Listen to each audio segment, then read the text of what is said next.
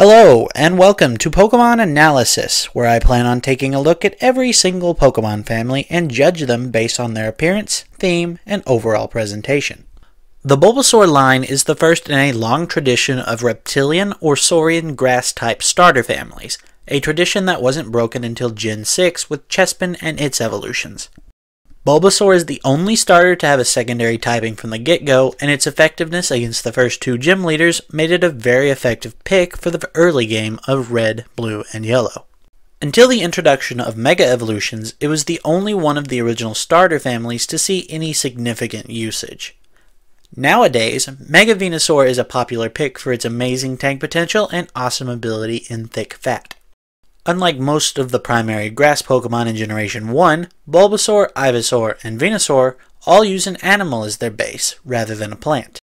The animal itself is a bit hard to place, as the name implies something like a dinosaur, but the later evolutions especially always made me think of a large toad. The family is one of the better ones in depicting evolutionary changes in terms of its appearance. Bulbasaur starts off small with a simple bud on its back, with Ivysaur growing fangs and becoming larger and leaner, while the bud opens up to show a red, rose-like flower, and the once simple leaves become much more detailed.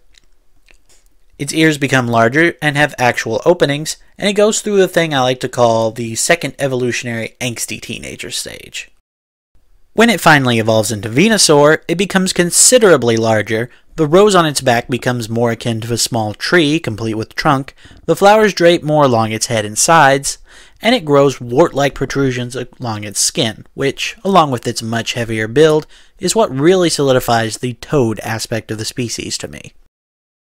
While I think that this family is one of the better designed ones in the game, I always felt a little underwhelmed by the Mega Evolution, which only gives it another set of leaves, some skin markings, and a secondary smaller flower on its head. I could easily see someone confusing the normal and Mega Evolved versions if they didn't know what to look out for. A notable theme in Venusaur's moveset is the sun. One of Venusaur's abilities is Chlorophyll, which doubles its speed in the sun.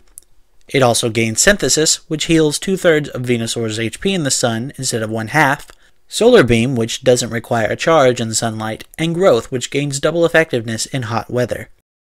Its Pokedex entries also constantly bring up the sun, stating that it moves around to keep basking in its rays, and that the flower on its back gives the Pokemon more vivid colors if it stays in the light. The fact that it has an ability that benefits from the weather that it then loses when Mega Evolving to combat the damage from attacks that also benefit from the weather is also interesting, but it seems maybe a little bit ill-planned. The Pokedex also mentions that the flower on its back becomes more pungent during the rain.